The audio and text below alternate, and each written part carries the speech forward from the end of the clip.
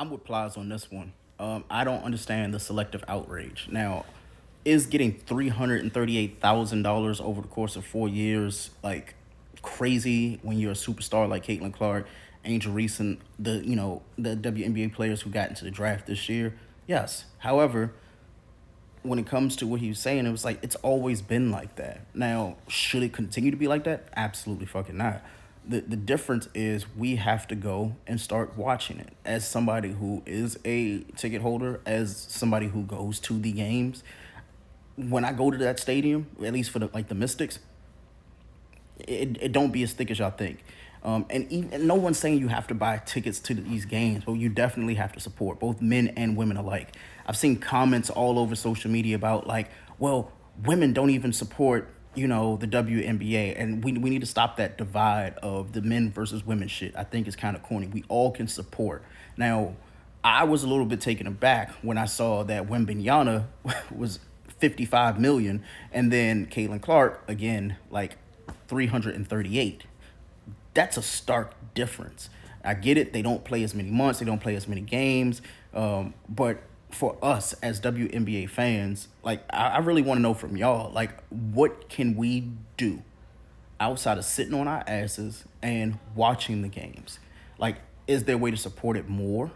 I feel like with at least Indiana, Chicago, LA, and New York being in more national games this year, like, will we be at a point where we can go and say,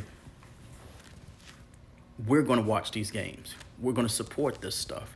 I remember when Devin Booker and Kobe and them were wearing the orange WNBA hoodies that went viral and they sold out pretty quickly, right?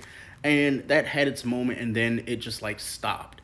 I think we need to bring that back. I think it was last season where there was a WNBA player who had her own shoes, and everybody's like, yo, I think it was Sabrina, and everybody wanted the sneakers and stuff, right? That fad went out quick as well.